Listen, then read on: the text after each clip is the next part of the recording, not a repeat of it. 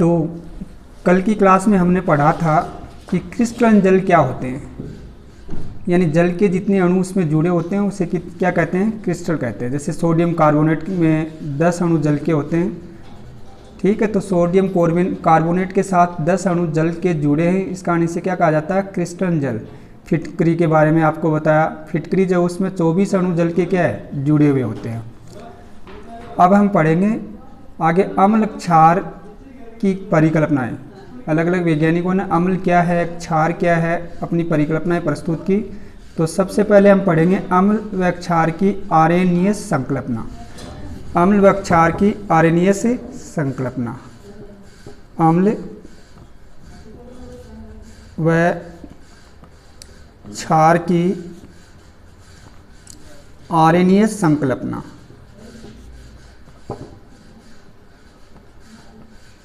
आर्यनीय संकल्पना।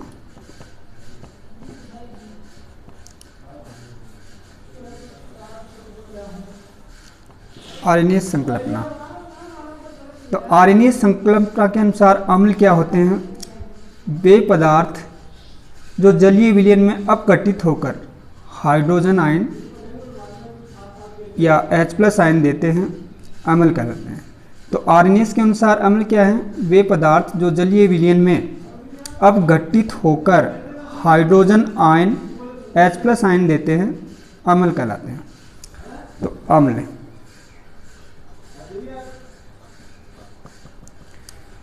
वे पदार्थ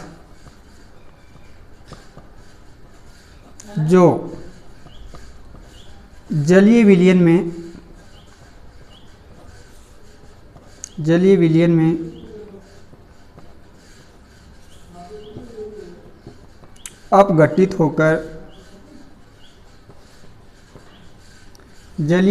अपघटित होकर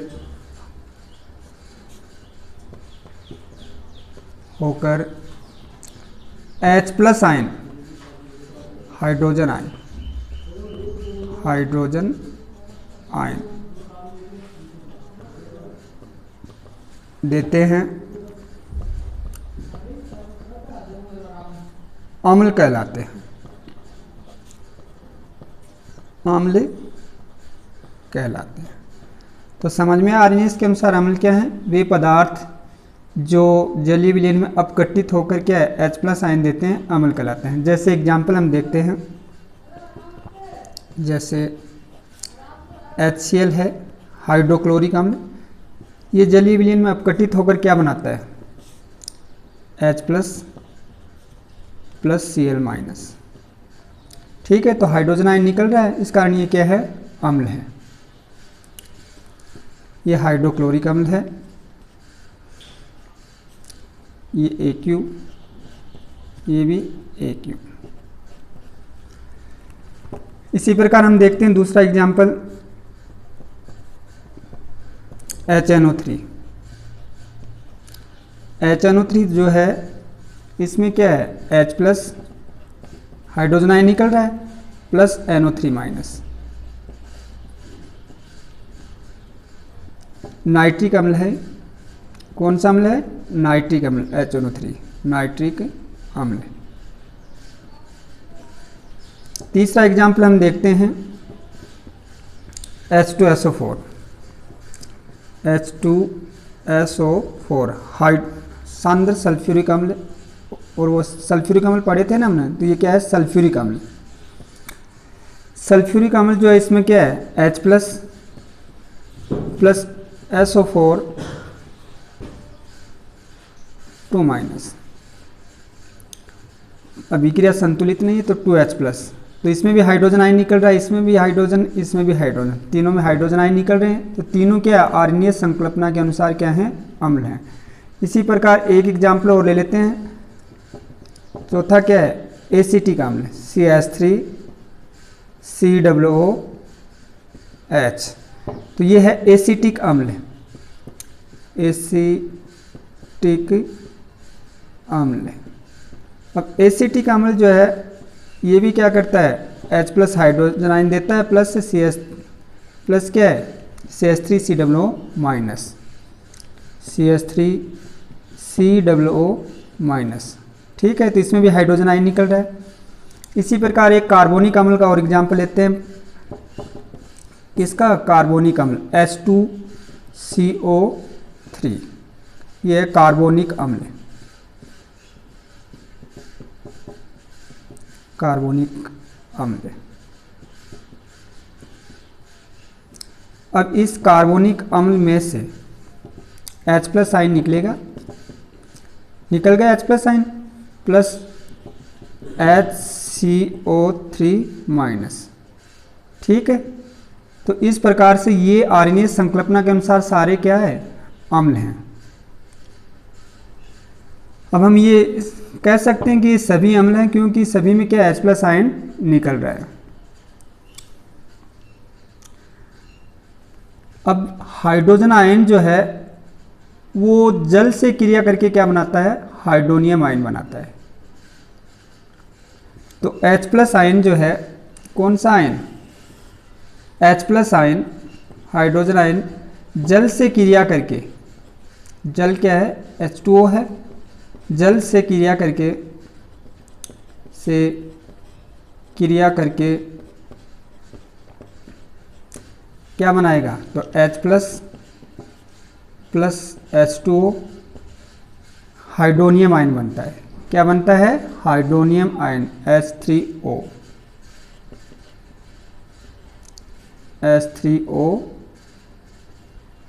प्लस। समझ में आया?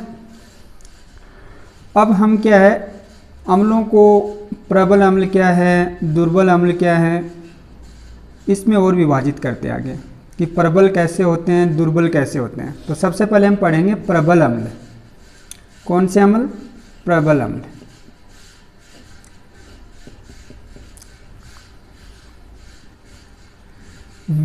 प्रबल अम्ल क्या होते हैं? वे अम्ल जो जलीय विलयन में पूर्ण रूप से आयनित हो जाते हैं, प्रबल अम्ल कहलाते हैं। तो वे अम्ल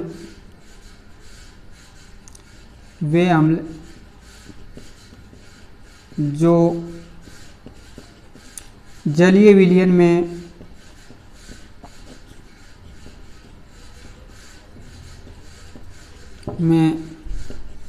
पूर्ण रूप से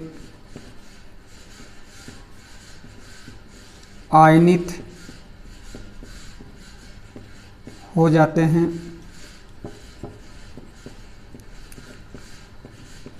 प्रबल अम्ल कहलाते हैं। प्रबल अम्ल कहलाते हैं। जैसे HCl है, पूर्ण रूप से होता है। H2SO4 है, HNO3 है, ये क्या है? प्रबल अम्ल है।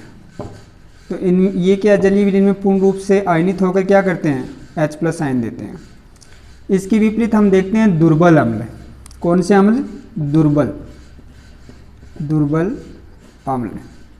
तो दुर्बल अम्ल की परिभाषा जो है वो आर्यनीय संकल्पना के अनुसार क्या होती है? वे अम्ल जो जलीय विलयन में पूर्ण रूप से आयनित नहीं होते हैं, अवियोजित अवस्था में कुछ मात्रा में रहते हैं, क्या कहलाते हैं? दुर्बल अम्ल।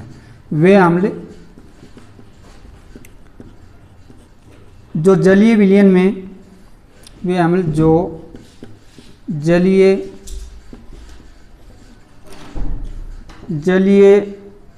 विलयन में पूर्ण रूप से आयनित नहीं होते हैं, पूर्ण रूप से आयनित नहीं होते हैं, अवियोजित अवस्था में भी कुछ मात्रा में रह जाते हैं। अवियोजित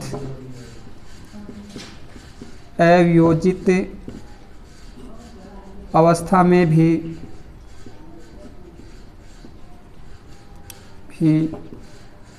कुछ मात्रा में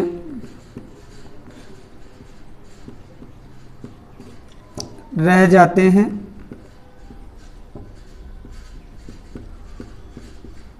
दुर्बल अम्ल कहलाते हैं। क्या कहलाते हैं? दुर्बल अम्ल कहलाते हैं।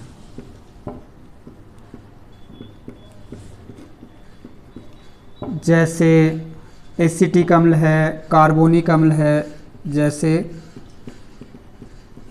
CH3COOH दुर्बल अम्ल है।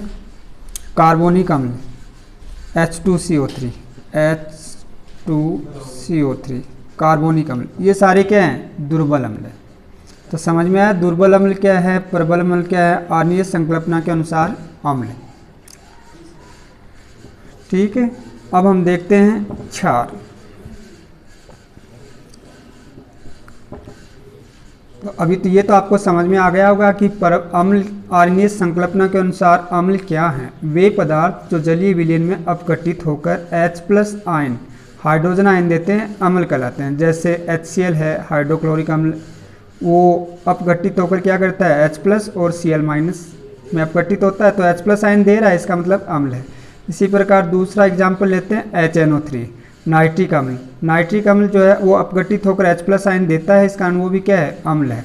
H2SO4 वो भी अपघटित होकर क्या है? H+ आयन देता है, इसका वो क्या है? अम्ल है।